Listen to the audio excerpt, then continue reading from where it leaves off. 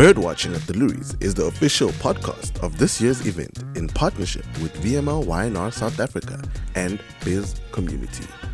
Episode 2, The Power of the Story, with our special guests Nhlanhla Ngcobo, ECD, and Neo Mashigo, CCO. Nhlanhla Ngcobo was recently appointed Executive Creative Director at VMLY&R South Africa. He's a multi-award winning creative with more than 13 years' worth of skin in the advertising game. Over the course of his career, he has worked on some of South Africa's biggest brands and most iconic ads. We asked him about the difference between good work and great work, and whether the industry is getting so hung up on awards that we're losing sight of our core purpose: to get results for our clients. Creativity at its finest. Hi, Nhlanhla. How you doing, brother? I'm good, and how are you? I'm good. Yeah, so I think the best way we can start this conversation off is, what are some of the most memorable campaigns you have personally worked on? Funny thing is, my first TV ad was Last Dictator Standing from Nando's. Yeah, so I think that was memorable even for the world at large, because it was one of the most successful campaigns we've done for Nando's, and I think it was the first time that Nando's won a canned bronze. Yeah. Damn. So that's one of my memorable ones. There's been quite a few going on, you know, Ingram's, Your Skin, Your Brave, Vodacom, Pastor AB, when we launched Vuzu as well. Okay. I don't know if you remember, it was Captain Makamisa. Okay, I think I remember this. Yeah. So the campaign line was Out of This World TV. So we put Captain Makamisa in the Star Trek thing. Oh, yes. Yeah, and they were solving boredom on Earth. It was a very crazy campaign. But yeah, there's some of my memorable pieces. And then obviously, I'm very well versed in radio. 222 is one of my most notable things for Nando's delivery. Yeah, so that also picked up a couple of Pandoring Awards, if I'm not mistaken, right? Yeah, so Pandoring Gold, Better Award, actually. Yes. I remember those nights. I was right there. Oh, very? I was right there. Okay, dope, yeah. And okay, now we've spoken about this memorable work, but I think maybe let's just unpack this conversation a little bit further by saying, what really is the difference between good work and great work? I think good work is the stuff that sort of, it just does the job. You know what I mean? Yeah. But I think great work is the stuff that people, that, you know, it's not just remarkable, but it's worth remarking about. You know what I mean? So people talk about it around price stands, in their homes, they reference it when they see something and all of that jazz. So I think once you can make a piece of work that cements itself into the hearts and mind of the consumer, you've really done a great job. That I think sums it up really much, you know. So great work is basically anything that gets the tongues wagging, you know, moves. For sure, man, because I think as a brand, you want your products or your brand to be a conversational piece as well. You know what I mean? Like, you know, I think Nando's does that very well. And a couple of brands, like just outside of Nando's, you know what I mean? Even like KFC has been doing some really great stuff that people want to share and all of that stuff. So, yeah, man, you know. No, I agree. And I think, you know, moving on, we're in the week of the Loeries, and since we're here, I mean, there's such a big focus on awards in advertising industry. Are we so focused on awards that we're losing sight of what we're really here to do, and that's get results for our clients? I think it goes both ways. You know what I mean? I think for creatives, I mean, you know, I don't know if it's a fortunate thing or unfortunate thing that awards seem to be the currency for for creatives to sort of climb up the ladder. You know what I mean? Because if you start as a junior, you get a couple of awards, you get promoted to being midweight. And then from midweight, you win a couple of awards, you get promoted to group head sometimes. And you know what I mean? Then it goes on CD, ECD, and whatever. So it's a bit of a currency. I think awards show that you have a creative lens in which you see things, and you can really push ideas, you know what I mean? Where even your peers respect it, because essentially awards are your peers Just saluting you. saluting you. Exactly. You know what I mean? That definitely. It's just a pat on the back by your industry Yeah. peers. Yeah, for sure. And I think it's also our responsibility to push the envelope. So when we pushing the envelope gets rewarded, I think it is a significant nod for Yeah. the creative outputs, and just to measure where we at, Yes. against the world. No, definitely. And I think, as somebody who works and who's been in the industry for a long time, you're the perfect person that we can actually ask, how do you actually balance creativity and effectiveness so you're not just making self-indulgent work? I think it's irresponsible to make indulgent Indulgent work. yeah. For sure, because it's selfish, because I think we have a responsibility to make the brands really shine and all of this stuff. You know what I mean? But I know for a fact that dope creativity is effective. You know what I mean? Because I think the purpose of advertising is to get your brand out there, and the more creative it is, the more it's talked about, the more it's shared on social media and all of that stuff. You know what I mean? So I think it actually goes hand in hand. You know what I mean? Great creativity is effective. Definitely. So I don't have to distinguish between the lanes unless I am an irresponsible creative. I don't know. Do you want to unpack that one? Or should we just leave it there? I don't know, man. You know what I mean? I think you can't put the gold bird over your client's bottom line. You know what I mean? So I think clients come to us to creatively solve their business problems. You know what I mean? And creative is the best thing that we do. So we have to meet them halfway. So if it's not solving their business problem and it's not a solution, then it is self-indulgence, and that's the wrong way to go. Okay. I think that sums it up perfectly. And what are some examples of effective creative storytelling that stand out for you over the last year or two? So I think one of my favorite pieces is Apple, actually. Okay. Especially Tell us more about that. the stuff they do for iPhone is really crazy. I think as creatives, we tend to always complain about the 30 seconds not being enough for TV to tell the story and all of that stuff.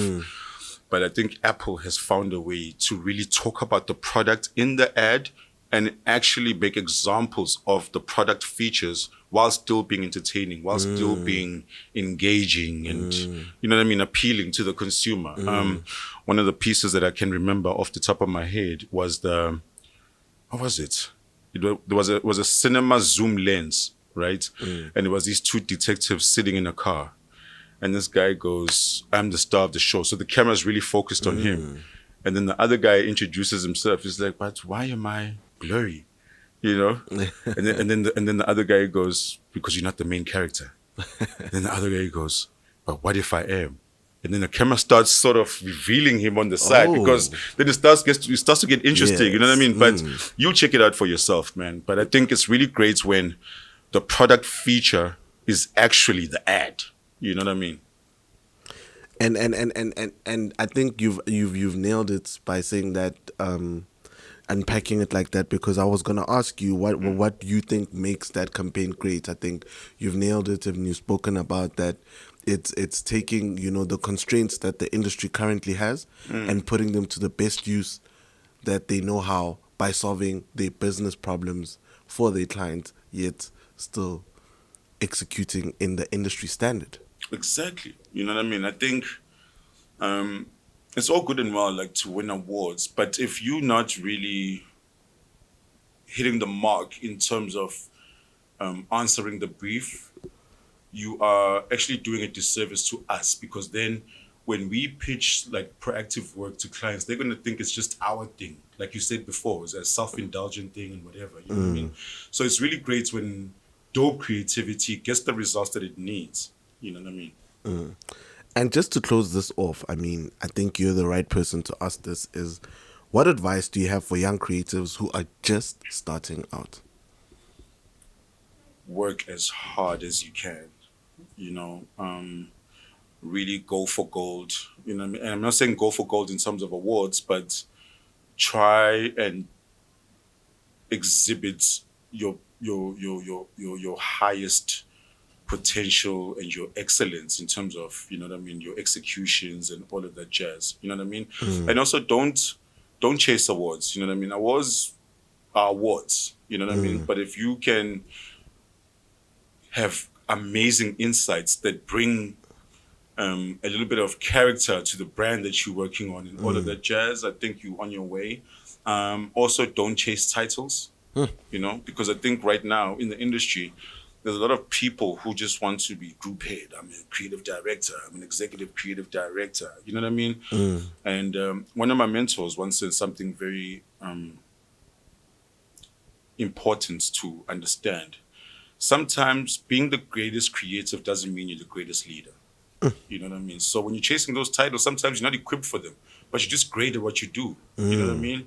So I think you have to measure yourself. And if you do want to chase those titles, I think you must acquire the knowledge in order to be able to manage that title accordingly so that you don't do a disservice to the ones that you are supposed to be leading as that leader or title bearer. No, this is definitely some advice that I could even take for myself as a young creative. And Most I hope def, someone listening is taking it for themselves too. for sure. So I just want to thank you for this. And I just want to give you an opportunity as well to give us any parting words or wisdom that you want to drop as Jules. That's a very tough one. Parting shots. Yeah. And maybe this can be something that you'd like us to remember you with. You're only as good as your last campaign. And don't get gassed over the awards. You might win gold tonight. Don't get stuck there. Keep going. You know what I mean? Keep going, keep going, keep going. I think that is my parting shot because I think a lot of guys, once they get on stage and all of this stuff, they start to get the ego. They start, you know, losing their way and not really focusing on their craft. You know what I mean? Just because you won a gold once doesn't mean that you've reached the epitome of what you can do. Yeah. Definitely. Thank you for that. And we look forward to seeing all the great work you'll be doing in your new role as ECD. Oh man, I'm excited. I feel like I've parachuted myself into a circle of winners. You know what I mean? So I'm really excited about that. And I'm looking forward to just collaborating with everybody in the building and making sure that we are executing at our highest potential. We're encouraging each other. We're collaborating a little bit more. Yeah. And you know what I mean? We're just doing everything we can. No, definitely. For sure. Thank you, Nhlanhla. This has been a wonderful conversation. Peace, King. Thanks for having me. Pleasure. Neo Mashigo, Chief Creative Officer at MC Saatchi Able, has been using his work to promote representation since the start of his career. He has produced powerful and impactful campaigns that have earned him multiple awards, including Grand Prix awards at the Loeries and Cannes Lions. Outside of his day job, Neo is a director of the Loeries and exco member of the Creative Circle.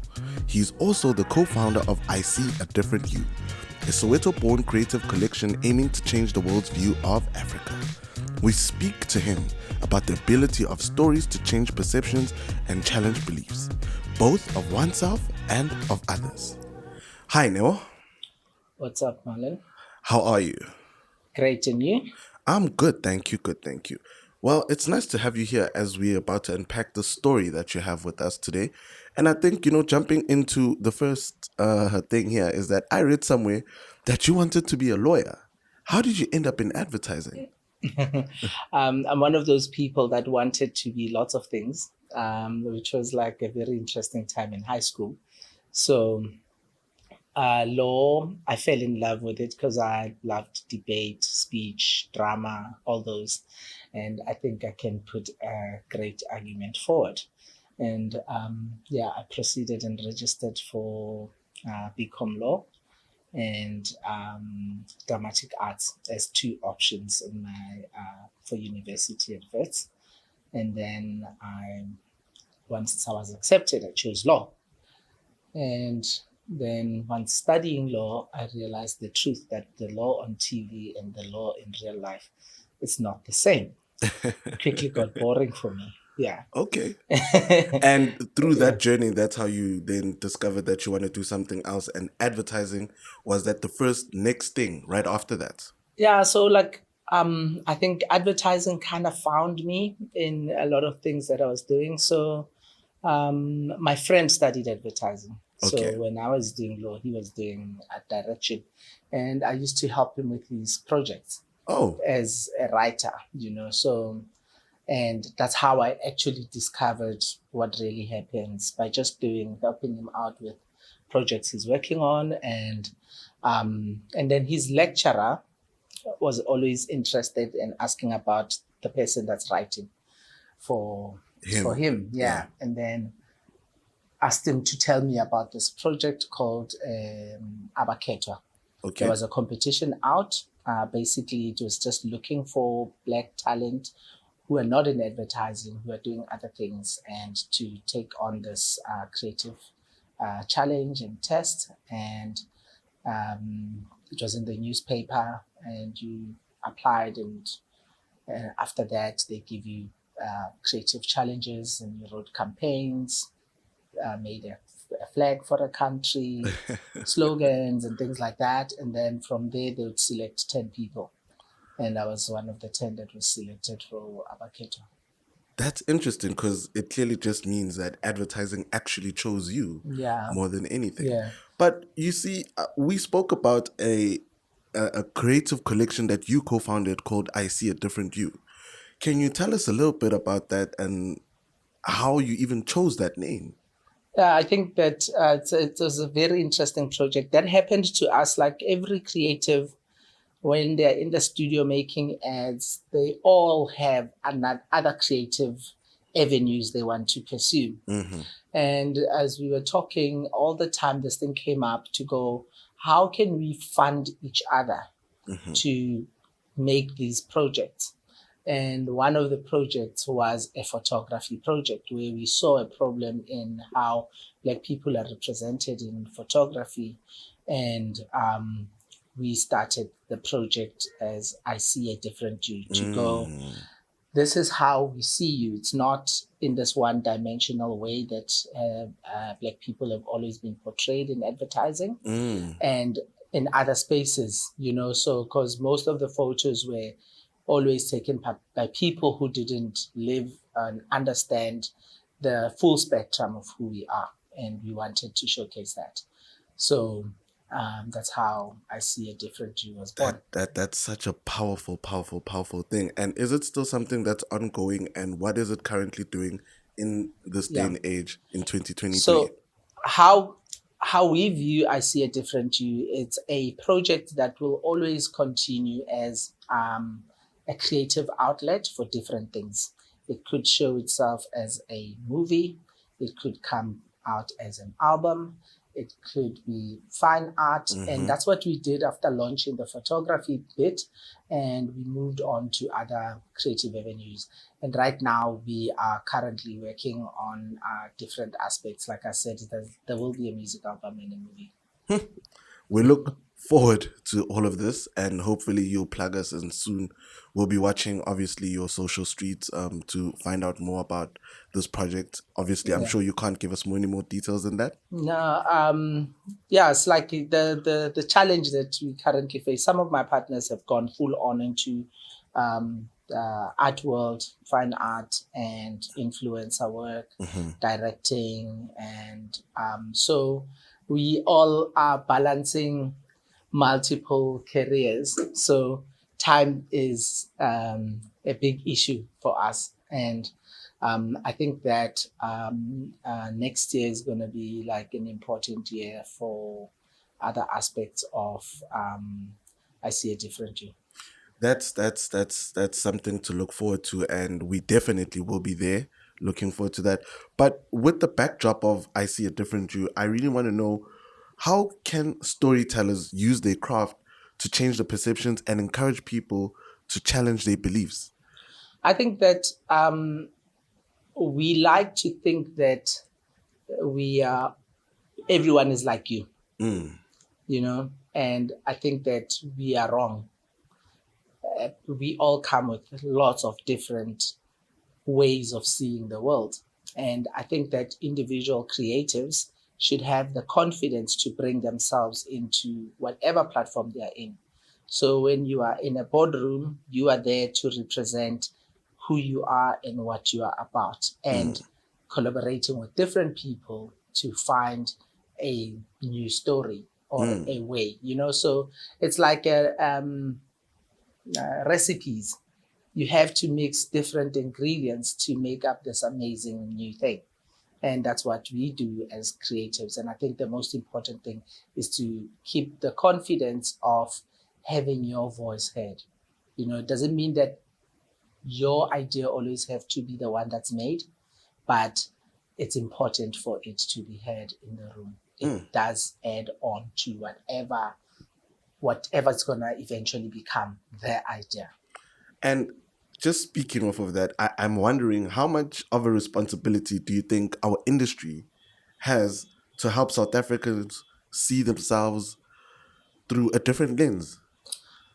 I think that we have a powerful voice where we can influence how people see things and how people behave and how we move forward. And I think that what we need as a country is more a belief in a better future, because there's a lot of negativity that surrounds us, but the negativity only wins if it consumes the positivity and the other aspect. And if we are given like the media platforms, the storytelling platforms to sell brands, we should look at the stories that we tell and see how they build and develop the country going forward. Because if the people are developed, the brands are developed, and there's growth there. So I think that's the power we have and the influence we have. And now I'm wondering, I mean, we in the week of the Loeries leading up, and how does award shows like the Loeries actually help in shaping this view and belief that I think you that possess? as an industry, you always need a space where you have to push from wherever you are, so that you're not staying in one place. You always see and are being inspired by your competitors and other people in how they bring out the new. So the people sometimes look at award shows and think that it's just like us patting ourselves in the back. But actually, the work that you see in the award shows determine what we'll be doing in the next 3 years, what will be the big trend. If you can look back in all the campaigns that were winning Grand Prix, and like they broke through in the time they won, and then 2 years down the line, that's what the voice is like. This is what is happening with everyone. And the challenge is to how do you remain relevant and keep going forward. And it's also like a tricky thing, because people don't really know what they like until they see it. So it's very hard to convince clients to do this new thing. And I think that award shows offer evidence of what creativity can do for brands and how creativity can allow them to break through. That's very powerful, and it does, I mean, shape the future. And speaking of this, maybe somebody who's not a believer would say to you, but what's an example of a campaign that you feel has done this very well? Where do I go? Like, if I go way back, I'll go probably, there was a time when, radio stations were like were not like, they were big brands in the sense that people listened to radio stations, and then the competition became broader.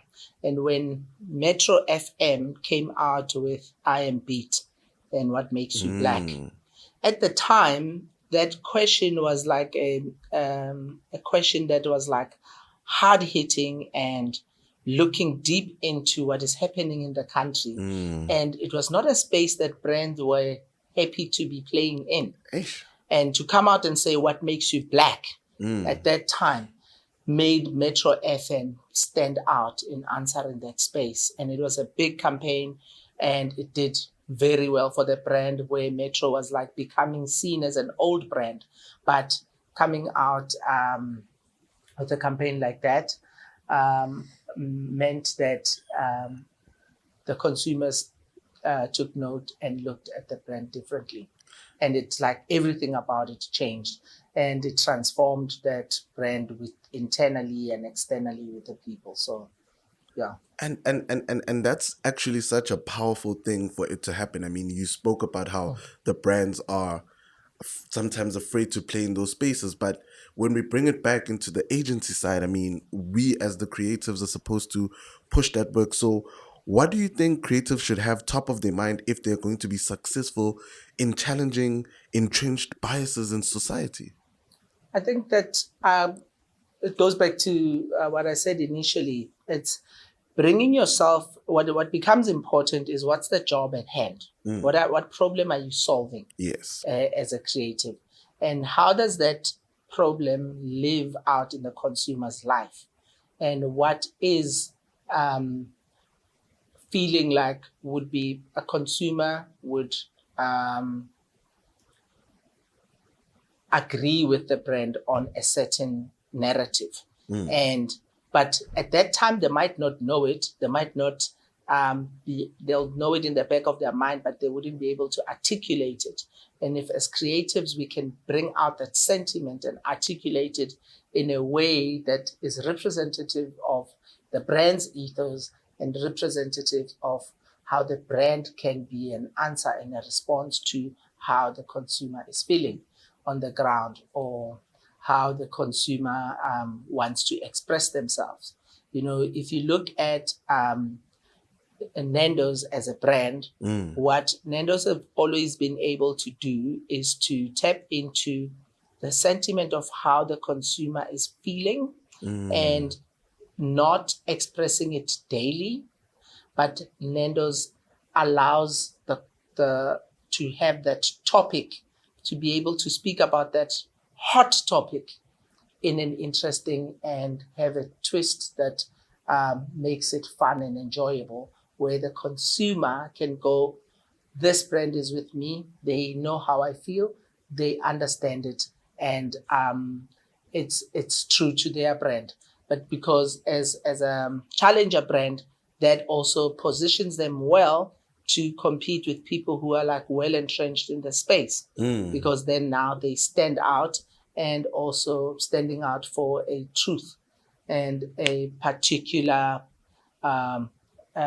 a topic that is in the pulse of the country.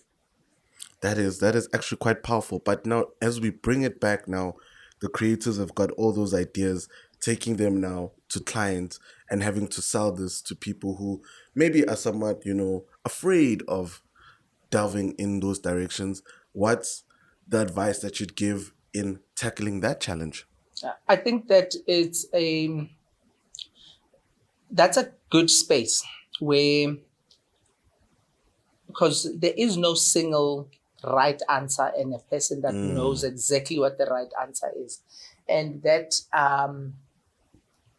that arm wrestle between creativity and the fear of the unknown and the risk factor allows you to thoroughly debate a thing and be clear about the motives and the intentions of doing whatever communication you want to do. And it also allows you to have a plan of action once the shit hits the fan. The shit hits the fan. Because you've had the thorough discussion. If we went to clients and clients have bought everything, we will tend to be ill-disciplined about the work that we put forward. But knowing that there is a challenge and there is this fear, and I love it when I feel a sense of uncertainty about something, because that's where it's, you know, that you are hitting something very interesting, you know, and then I welcome the debate. And what I don't appreciate is when people see the debate as like a personal attack or something like that. I think that the room should be happy enough to tackle something, and whatever outcome it is, it's for the greater good of the brand. And I think as creatives and as agencies, what is important to remember is that we don't work for ourselves, and we don't work for the client, the person in the room. That's quite a controversial way. We work for the brand, which is its own entity that we are both responsible for. It's like our child that we are all raising, you know. So it's a dangerous thing to try to satisfy the personalities in the room as opposed to the brand in people's minds. That is quite impactful, powerful, and something that I think people need to take in and actually implement in their thinking. But as we're about to close this off, I really want to know, do you think work has to be heavy to be meaningful? What do you mean by heavy? Maybe deep social work, deeply entrenched, deeply challenging, and all of those things. Is it not possible to have light-hearted work that is very much meaningful and impactful? I think all work should be directed by what the brand is about. What we all have friends and family, they all come with different personalities and interests, and we should look at the brand as that type. What type of person are they?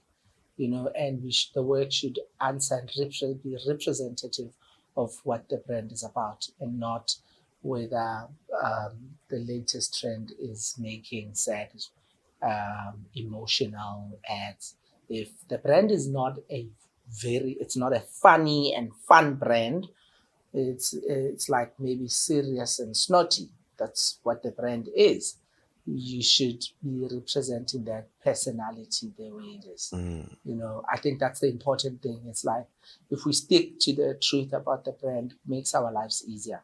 Because we all I've got things that I like, I think of things that I have fun. But in my job is not to satisfy what makes Neo happy. You know, because there's a brand at the center. I'm there to get the best work out of the studio for the brand and not for my personal interests. It's always fun when you and the brand are aligned. It becomes easier, and that's why even choosing people that work on the brand, sometimes you can choose the people that are like, let's say it's a funny brand, and you choose comedy writers, people that can write funny scripts. They'll do it well, but like now and again, you choose someone who you've never viewed as a funny person. Their angle to it will be funny in a different way. You know, maybe it's a better way. I love these views, and it speaks to why you're the person that you are today, sitting in the position that you're sitting in. And as we close this off, any parting words from you now? Or rather, let's put it this way, any parting wisdom from you? I think that our industry is a tough industry, and it's also a fun industry, a creative industry, and we should look at it on the side of where the opportunity lies. And we know that holistically, things are not happening just to us. It's the challenge that we've been granted for this period and this time, and we are not here by mistake. We are here because there is a point of view that we need to represent, and a purpose that brought us here. And so whenever you feel like the big challenge in your life, in your job, understand that yes, this one is your load. And because it's yours, you have what it takes to come out on the other side, and it's much more fun. when it was hard in the beginning. It's the glory is bigger, you know. Mm. And I think all of us at the end of the day will look back and go like, oh wow, what a wild ride. Definitely. Yeah. Definitely. Thank you very much, Neo, for giving us your time. And thank you very much also for parting your thoughts, your wisdom, and sharing it with us on Birdwatching with the Loeries. We thank you for your time. That was another sensational episode of Birdwatching at the Loeries in partnership with VMLY&R South Africa and Bizcommunity. See you on the next one.